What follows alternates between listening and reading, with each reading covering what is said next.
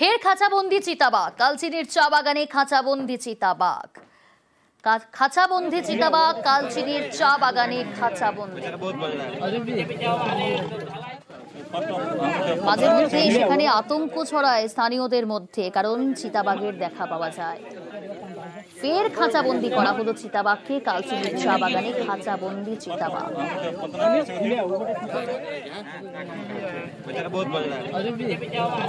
কালচিনির চা বাগানে খাঁচাবন্দি চিতাবাঘ। রাজকুমার রয়েছে আমার সঙ্গে। রাজকুমার, কিভাবে খাঁচাবন্দি চিতাবাঘ? দেখো, এখন ঠাকুরের চিনতে গিয়ে কিন্তু খাঁচাবন্দি হয়েছে চিতাবাঘ। কালচিনির চা বাগান প্রায় 10-15 দিন আগে থেকে বেশ কয়েকটি চিতাবাঘ এই চা বাগানে বিভিন্ন এলাকায় দেখা গেছিল, এবং তার জেরে কিন্তু এলাকার বেশ কিছু কুকুর, শূকর, বাছুর এই সমস্ত সাবার করছিল, ফলে চা বাগানের বাসিন্দারা আতঙ্কিত ছিল। অবশেষে ছাগলের টোপ দিয়ে খাঁচাপথে বন দপ্তর, বক্সা টাইগার রিজার্ভ কর্তৃপক্ষ সেই ছাগলের টোপ গিলতে গিয়ে খাঁচাবন্দি হয়েছে চিতাবাঘ, এবং এই চিতাবাঘ খাঁচাবন্দি হওয়ায় কিন্তু স্বস্তির নিঃশ্বাস ফেলছেন কালচিনি চা বাগানের বাসিন্দারা। বেশ, একটা ছবি দেখাই আপনাদের, দেখুন কি মনে হচ্ছে। উদ্বাস্তুর মতো কারা কোথায় যাচ্ছে? না, এনারা কেউ উদ্বাস্তু নয়, এনারা প্রত্যেকে পরিযায়ী শ্রমিক। আতঙ্কের স্মৃতি নিয়ে তারা ঘরে ফিরছেন। ভিন রাজ্যে গিয়েছিলেন, আর ভিন রাজ্যে গিয়ে বাংলা শ্রমিকদের ওপর যেভাবে নির্যাতন করা হচ্ছে, বাংলা কথা বললেই বাংলাদেশি তকমা দিয়ে দেওয়া হচ্ছে, সেই পুলিশি জুলুমের ভয়ে বাড়ি ফিরলেন শ্রমিকরা। বাস ভাড়া করে নিজেরাই বাড়ি ফিরলেন। চোখে মুখে আতঙ্কের ছাপ। মুক্তা রয়েছে আমার সঙ্গে সরাসরি। মুক্তা, কি বলছেন যে সমস্ত পরিযায়ী শ্রমিকরা আতঙ্ক নিয়ে ফিরলেন, কি অভিজ্ঞতা তাদের? দেখো, একেবারেই এর আগে আমরা যখন দেখেছি কোভিড সময় যখন পরিযায়ী শ্রমিকরা ঘরে ফিরছিলেন, কিন্তু এটা কোভিড নয়, কিন্তু আতঙ্কে জীবন বাঁচানোর তাগিদে কিন্তু তারা বাড়িতে ফিরছে পরিযায়ী শ্রমিকরা। তারা দিল্লিতে, গুরগাঁওতে কাজ করতো, কেউ বাসাবাড়িতে কাজ করতো, কেউ বিভিন্ন রকম কাজ করতো। প্রায় তারা এই যে ভয় এবং দিল্লি পুলিশের অত্যাচার, শুধু তাই নয়, তাদের কাছ থেকে অরিজিনাল ডকুমেন্ট থাকা সত্ত্বেও ডকুমেন্ট ছিঁড়ে দেওয়ার অভিযোগ এবং টাকা তোলার অভিযোগও করছে কিন্তু পরিযায়ী শ্রমিকরা। তাদের কাছ থেকে বড় অ্যামাউন্টের টাকা চাইছে সেই ভিন রাজ্যের পুলিশ এবং বিজেপি শাসিত পুলিশরা। তার ভয়ে এবং তারা বাইরে বেরোতে পারছিল না, তাদেরকে সতর্কতা করা হচ্ছিল। যারা যেখানে আশ্রয় ছিল তারা বলছে আপনারা চলে যান, নাহলে আমাদের সমস্যা হবে। এই যে আতঙ্ক এবং চোখে মুখে আতঙ্কের ছাপ নিয়ে কিন্তু তারা ঘরে ফিরছেন। আপনারা দেখতে পেলাম প্রায় 60 জন পরিযায়ী শ্রমিকরা তারা ফিরছেন তাদের বাড়ি দক্ষিণ দিনাজপুরের কুশমুন্ডি, তপন, বিভিন্ন এলাকাতে।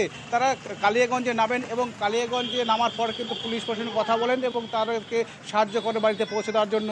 কিন্তু এই যে তাদের যে অভিজ্ঞতার কথা বলছে, মানে কতটা খারাপ অভিজ্ঞতা যাদেরকে এইভাবে বাস ভাড়া করে ফিরে আসতে হলো, যারা প্রত্যেকে এই বাংলার বাসিন্দা, হরিয়ানায় গিয়েছিলেন কাজ করতে, আর সেখানে গিয়েই এতটা খারাপ অভিজ্ঞতার মুখোমুখি হতে হয়েছে এই সমস্ত পরিযায়ী শ্রমিকদের। চোখে মুখে আতঙ্কের ছাপ।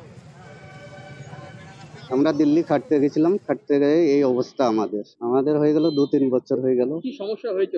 সমস্যা হচ্ছে বাঙালকে বলছে তোমরা দেশে চলে যাও, আবার কাগজপাতি সেই ডকুমেন্ট ঠিক করে আবার আস। ওইখানকার যে পুলিশ বলছে যে এই তোমার ডকুমেন্ট ঠিক নাই, ঠিক থাকতেও বলছে ঠিক নাই। ধরে ধরে মারছে রাস্তার মধ্যে। আপনারা কতদিন ধরে ওখানে থাকতেন? 4 বছর ধরে। কেউ কোম্পানিতে কাজ করে, কেউ কুটি বাড়িতে কাজ করে, মেয়ে ছেলেরা গঙ্গারামপুরে। কতদিন মিলে একসাথে আসলেন? মোটামুটি 100 জনের মতো। রাস্তায় কাজে যাচ্ছে, কেউ কাজ যাওয়ার মধ্যে ওখানে ধরছে, আধার কার্ড দেখাচ্ছে, আধার কার্ড ফিরিয়ে দিচ্ছে। আজ গুরুত্বপূর্ণ বৈঠক, সাংসদদের নিয়ে বৈঠকে তৃণমূল নেত্রী মমতা বন্দ্যোপাধ্যায়। এসআইআর ও বাংলা শ্রমিকদের হেনস্থাকে হাতিয়ার। বিকেল 4:30 ভার্চুয়াল বৈঠক। সেই বৈঠকে নেতৃত্ব তৃণমূল নেত্রী মমতা বন্দ্যোপাধ্যায়।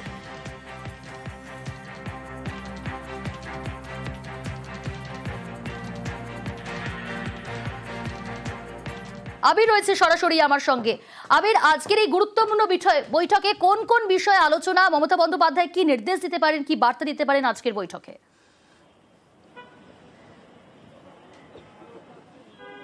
দেখো, আজকে থেকে বিধানসভা নির্বাচনের প্রস্তুতিতে একেবারে পুরোপুরিভাবে সাংগঠনিক বৈঠক শুরু করে দিল হচ্ছে তৃণমূল কংগ্রেস। একদিকে মমতা বন্দ্যোপাধ্যায় তিনি তার দলের সাংসদদের সাথে বিকেলবেলা 4:30টার সময় বৈঠক করবেন এবং জাতীয় রাজনীতির প্রেক্ষাপটে দাঁড়িয়ে সেই বৈঠকের ক্ষেত্রে বঞ্চনা, এসআইআর এবং হচ্ছে যে এই যে বাংলা ভাষায় কথা বললে যে ধরনের অত্যাচার বা আক্রমণের শিকার হতে হচ্ছে বলে অভিযোগ বারবার ধরে তৃণমূল কংগ্রেস বলছে, সংসদের যেহেতু অধিবেশন চলছে সেই অধিবেশনের মধ্যে দাঁড়িয়ে সাংসদদের ঠিক কি ভূমিকা হতে চলেছে সেই বিষয় নিয়ে একটা বার্তা তিনি সেখানে রাখবেন। প্রথম বিষয় হচ্ছে যে বাংলাভাষীদের বাংলা ভাষায় কথা বললে যে ধরনের অত্যাচার বা আক্রমণের শিকার হতে হচ্ছে এমন অভিযোগ প্রায় প্রত্যেক দিনই আসছে এবং তুমি জানো যে সাংসদদের প্রতিনিধি দল একাধিকবার তারা গিয়ে বিভিন্ন জায়গাতে, কখনো হরিয়ানা, কখনো দিল্লির বসন্ত কুঞ্জে গিয়ে তারা দেখা করেছেন, তারা কথা বলেছেন। এমনকি 21শে জুলাই এখন মঞ্চ থেকে কর্মসূচি ঘোষণা করা হয়েছিল, যে কর্মসূচির প্রেক্ষিতে ইতিমধ্যে মমতা বন্দ্যোপাধ্যায় তিনি নিজের রাস্তাতে তিনি নেমেছেন এবং তিনি মিছিল করেছেন। আবার বুধবার দিনকেও তার ঝাড়গ্রামে মিছিল করার কথা রয়েছে। এর সঙ্গে যেটা গুরুত্বপূর্ণ হচ্ছে এসআইআর। বিহারের ঘটনার প্রেক্ষিতে তুমি জানো যে বিজেপি বিরোধী যে রাজনৈতিক দলগুলো তাদের অবস্থান কি এবং তারা কি বিষয় নিয়ে কেন্দ্রের উপর চাপ তৈরি করতে চাইছে। প্রথম থেকে তৃণমূল কংগ্রেস এই বিষয় নিয়ে স্থির এবং নির্দিষ্ট ছিল যে ভুয়ো ভোটার নাম বাদ দিতে হবে এবং তারাই প্রথম এ নিয়ে কমিশনের কাছে গিয়েছিল এবং তৃণমূলের যে দেখানো পথ তার ভিত্তিতে আগামী 8 তারিখে বিরোধীদের তরফ থেকে নির্বাচন কমিশনের সামনে যে অবস্থান কর্মসূচি নেওয়া হয়েছে সেখানেও তৃণমূল কংগ্রেস উল্লেখযোগ্য ভূমিকা গ্রহণ করবে। এবং 3 নম্বর অবশ্যই হচ্ছে বঞ্চনার ইস্যু। তার কারণ হচ্ছে এখনো পর্যন্ত আদালতের নির্দেশের পরেও কোনোভাবেই এখনো পর্যন্ত অর্থ রাজ্যকে দেওয়া হয়নি এবং কবে থেকে কাজ শুরু করতে পারা যাবে সে ব্যাপারেও নির্দিষ্ট করে কিছু বলা হয়নি।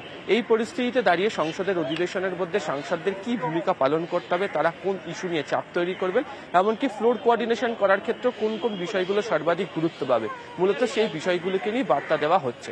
একই সঙ্গে যেটা জল্পনা চলছে সেটা হচ্ছে যে শুধুমাত্র এই রাজ্যের ক্ষেত্রে আন্দোলন নয়, জাতীয় স্তরে ক্ষেত্রেও এই আন্দোলনকে বড় করে নিয়ে যেতে চাইছে হচ্ছে তৃণমূল, বৃহৎ আকারে নিয়ে যেতে চায় এবং সেই আন্দোলন কর্মসূচিকে তৈরি করতে গেলে অবশ্যই দিল্লি কেন্দ্রিক কোনো বিষয় হয়তো যুক্ত থাকতে পারে। সেই সংক্রান্ত বার্তাও আজকের আলোচনার ক্ষেত্রে তিনি রাখতে পারেন। ফলে সব মিলিয়ে সাংগঠনিক বৈঠকের ক্ষেত্রে মমতা বন্দ্যোপাধ্যায় সাংসদদের সাথে এই আলোচনা অত্যন্ত গুরুত্বপূর্ণ। আবার বিধানসভা ভিত্তিক বা জেলা ভিত্তিক যে বৈঠক শুরু করেছেন অভিষেক বন্দ্যোপাধ্যায়, সেখানেও এই ধরনের কিছু বার্তা থাকতে চলেছে আজকে সকাল থেকে দফায় দফায় বিভিন্ন বৈঠকের মধ্য দিয়ে। বেশ,